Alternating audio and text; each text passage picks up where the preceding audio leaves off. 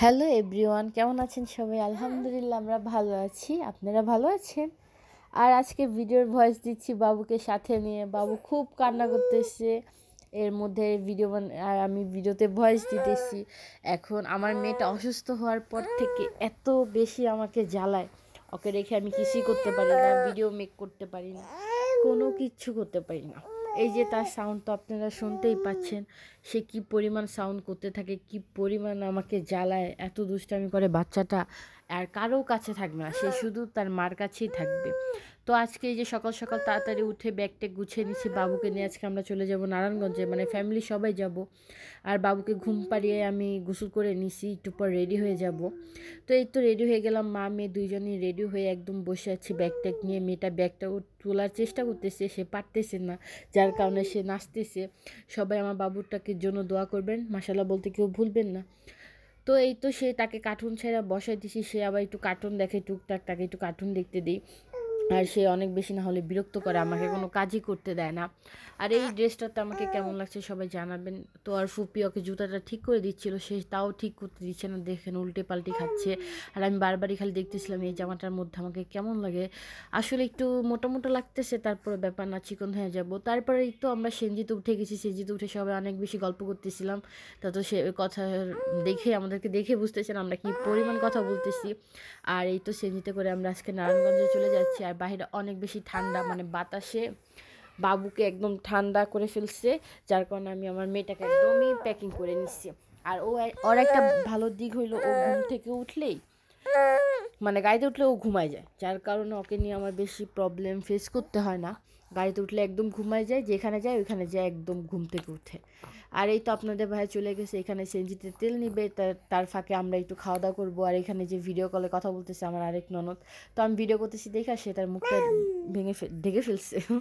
মানে কি যে বলবো, বাচ্চারা এত জ্বালায়, এত জ্বালায়, ভয়েসটাও ঠিক মতো দিতে জানে। আর আপনাদের ভাই তো আমার জন্য হানিবান নিয়ে আসছে খাওয়ার জন্য, কারণ আমাদের সবারই টুকটাক ক্ষুধা লাগছে, তাই হানিবান আর কোক খেলাম। আর এই তো স্টেশনে অনেক বেশি লাইন, তো এখানে আমাদের 10-15 মিনিট ওয়েট করা লাগছে। তারপরে এই তো সন্ধ্যা হয়ে যায় আস্তে আস্তে, একদমই 7টা বেজে যায়। বাসায় আমরা ব্যাগটা রেখে একদম হলুদের স্টেজের এখানে, মানে হলুদের বাড়িতে চলে আসি, যে বাসায় বিয়ের দাওয়াত, সেখানে চলে আসি। দেখি সবাই অনেক বেশি আনন্দ করতেছে। আর বিয়ে বাড়ি রাতের মধ্যে, শীতের দিনে রাতের বেলা হলুদটা অনেক বেশি ভালো লাগে। আর বিয়ে বলতে অনেক বেশি মজা, হলুদেই মেয়ের আনন্দটা হয়।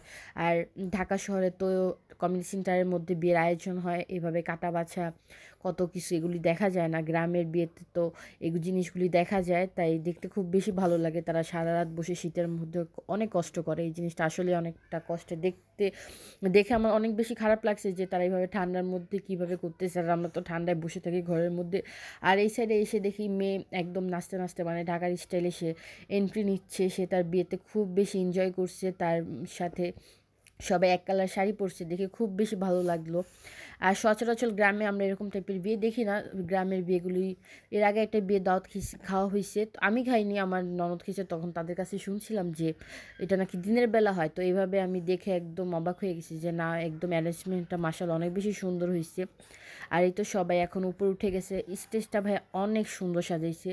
স্টেজে তো আমি অনেক অনেক সুন্দর ছবি তুলছি। আর এখানে যে সবাই একরকম শাড়ি পরে একদম নিয়ম অনুযায়ী নিয়ে যাচ্ছে মেয়ের খাবারের সামনে। আর মেয়ের এখানে ফটোশ্যুট চলতেছে, তো আমরা বসে বসে মেয়ের ফটোশ্যুট দেখতেছিলাম। ক্যামেরাম্যানটা একদমই বজ্জা ছিল, মানে তাকে একদমই ভালো লাগে না, সে যে কী ফটোগ্রাফি করতেছিল বুঝলাম না। আর এখানে আমার বাচ্চাটা ঘুমাই গেছে, তার বাবা কোলে নিয়ে হাঁটতেছিল। আর ওই পাশের ছেলেগুলি একদম উড়াধুরা নাচানাচি করবে দেখে তারা একদম সাউন্ড বক্স এনে, একটু পরে দেখবেন তারা যে কী নাচটা দেয়, একদম তাদের নাচ দেখে সবাই হাসতে হাসতে পেট ব্যথা হয়ে গেছে। তো আপনাদের ভাই আমাকে ছোটো ছোটো কিছু ভিডিও করে দ্বারা, এখানে আমি বসেছিলাম, এত বেশি বিরক্ত লাগতেছিল শীতের মধ্যে, বাচ্চা একটু পর পর ঘুমায় যায়। আর সবাই মাশাআল্লাহ বলতে ভুলবেন না। আল্লাহ হাফেজ।